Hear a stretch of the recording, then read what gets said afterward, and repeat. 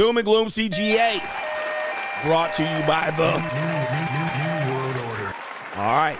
It was on my neck early this morning on this stream, Doom and Gloom CGA. Have you ever been to college and they had a program called African American Studies? You ever do that? I had some African American Studies classes. Or they used to then call it Pan-African Studies, Black Studies. Well, this professor jumps on here on Al Gore's internet, and he seems to be upset. And that's because the Black Studies degree is closed. Oh, no. Oh, man. The pro-Blacks going to be irate.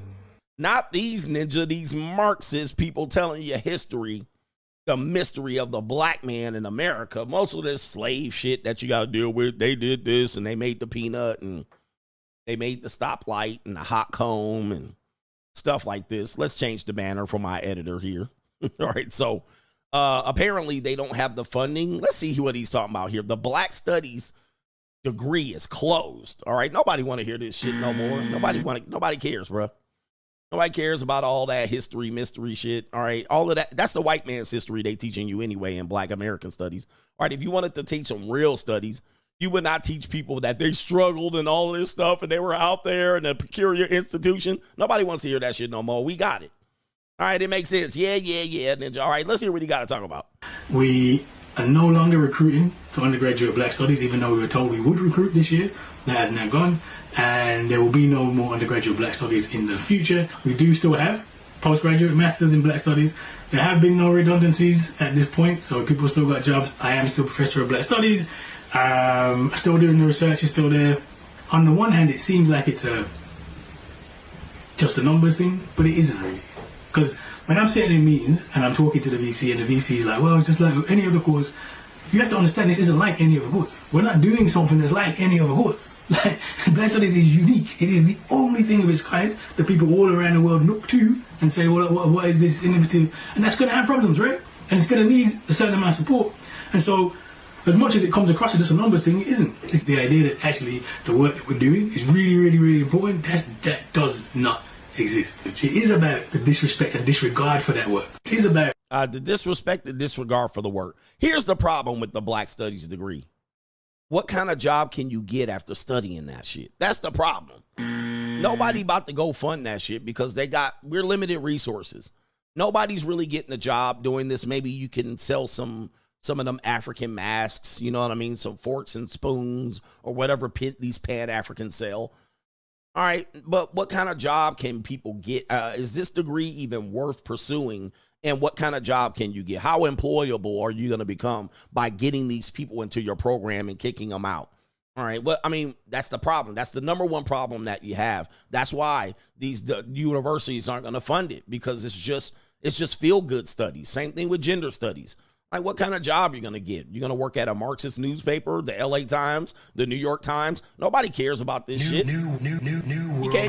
We can't get no jobs doing this. All right, so it's basically just, you can do this on your own. Go study the books. They got it. I don't know, I guess maybe you could take a couple of classes, but to have this as a major and a whole department centered around it, with all y'all sitting on these jobs 30, 40 years, getting paid $45,000 a year for these universities at a PWI, I mean, this is going to lead you nowhere.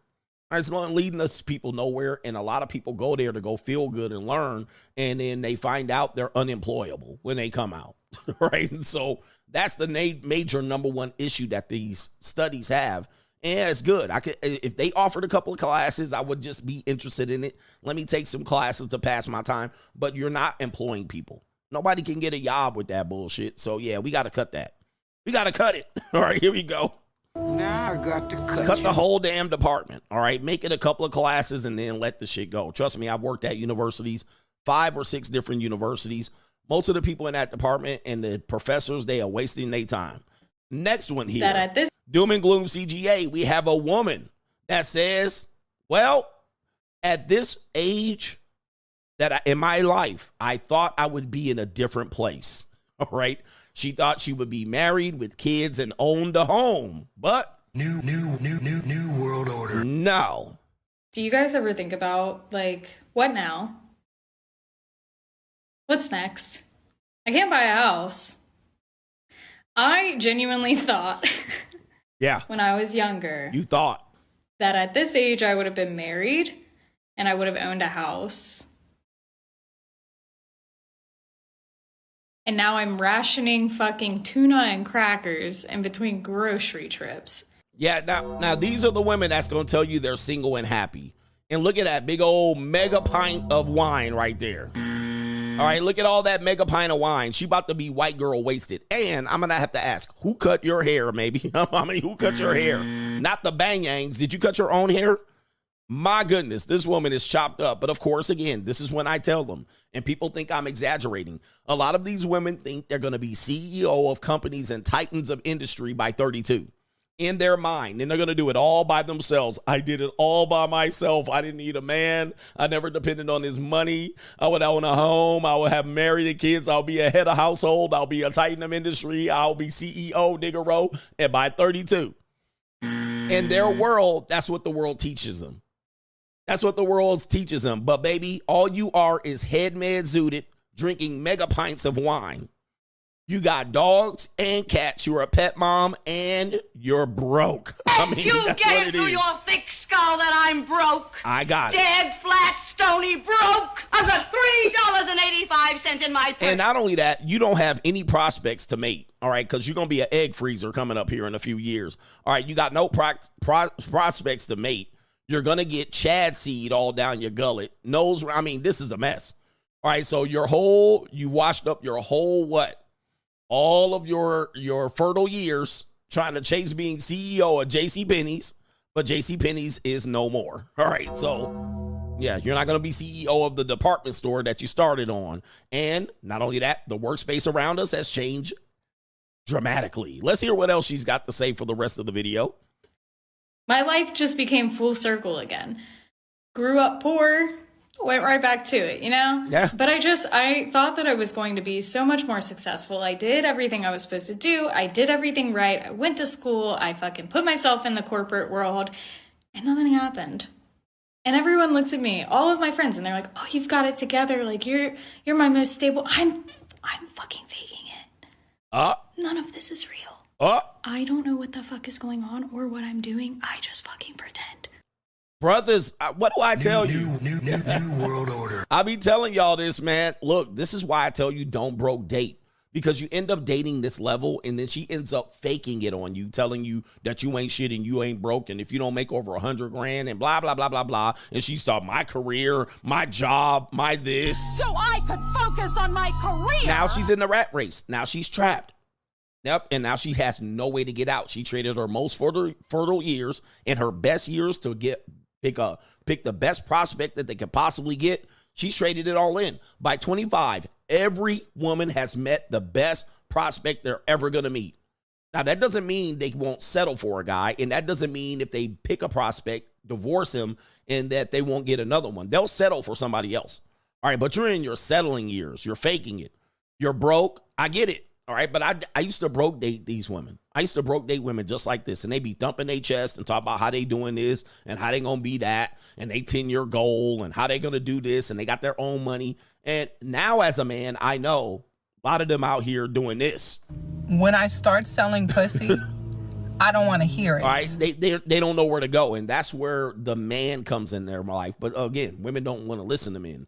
But a man is supposed to provide this clarity. They're supposed to fill this gap. There's supposed to be a balance between men and women that no longer exist. Even in relationships, the women are like, just don't tell me what to do. You don't own me. You ain't my daddy. We're partners, and I don't have to do this, and I don't have to listen to you. And then they end up later on lost.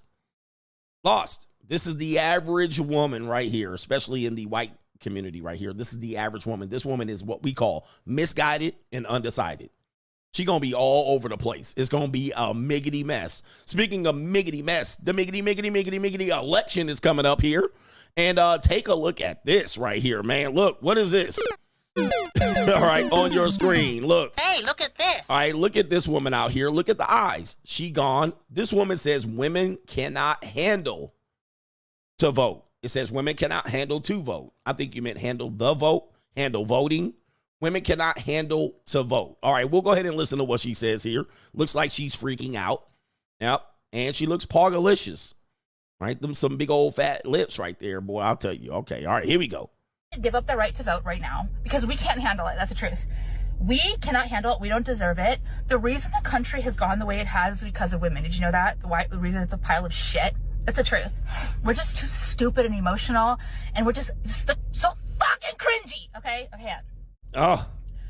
If you're stupid shit, sit it out. I've already told you guys. Everyone's like, oh, get out the vote. Make sure to vote every time, right?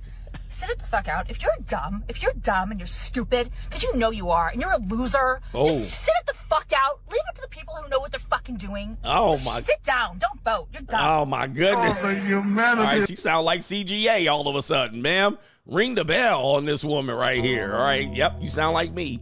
But what are we seeing? Kamala Harris is literally hiding from the media, hiding from questions, hiding from campaigning. She's literally hiding, and women are defending it. They're like, well, no, she doesn't have to tell anybody. Just vote for her. And then you can't even challenge her. That goofy-ass ninja Plies and a lot of these bootlicking Sambos are telling you that Kamala Harris doesn't need to be challenged. She's a woman. Just vote for her because she's black, even though she's not. I mean, this is getting ridiculous. So this is what she's saying. Women are using emotion, gaslighting, sexual coercion, manipulation to get men to vote for someone who is literally not running a campaign. And they're coming up with a variety of excuses as to why she should not run one. All right, she shouldn't have to run a campaign. She shouldn't have to tell you her policies. All right, she could just come out here. She only had 130 days. All right, Trump had 500 days. Ma'am, you had 3 years in the office. You're literally the vice president of the United States. You had 3 years to come up with a plan. Not only that, there was a plan of succession for you in case Joe Biden kicked the bucket. You could have had a plan. Not only that, you knew there could have been a plan of succession if Joe Biden got 2 terms and he successfully had 2 terms. You could have ran for president after that. You could have had all that time to come up with a plan and you got none. And then when I ask you for one, I ain't supposed to ask you for one. This is exactly why that woman's right, because women are using purely emotion, gaslighting, manipulation, sexual coercion to get you. And not only that, racial identity politics to get you a vote for a woman that had ample time to come up with a fucking plan. And she didn't. Not only that, she ran for president in 2019. So she could have came up with a plan by then. This woman had all that time to come up with a plan, and she didn't. Bitches out here just sucking dick and drinking alcohol, came up with nothing, and we're supposed to just hear nothing. All right, and this is exactly why this woman is saying what she's saying. This is exactly why. All right. Women should give up their right to vote right now because we can't handle it. That's the truth. We cannot handle it. We don't deserve it. The reason the country has gone the way it has is because of women. Did you know that? The reason it's a pile of shit. That's the truth. We're just too stupid and emotional, and we're just so fucking cringy. Okay? Okay. If you're stupid shit, sit it out. I've already told you guys. Everyone's like, oh, get out the vote. Make sure to vote every time, right? Sit it the fuck out. If you're dumb and you're stupid, because you know you are, and you're a loser, just sit it the fuck out. Leave it to the people who know what they're fucking doing. Just sit down. Don't vote. You're dumb. All right, man. This woman looked like she can suck a mean. Well, there's barbecue in there. She got them DSLs. Don't. She got them DSLs. Oh, my goodness. She looked like she can. Well, never mind. This is a family show. With that being said, that's Doom and Gloom CGA.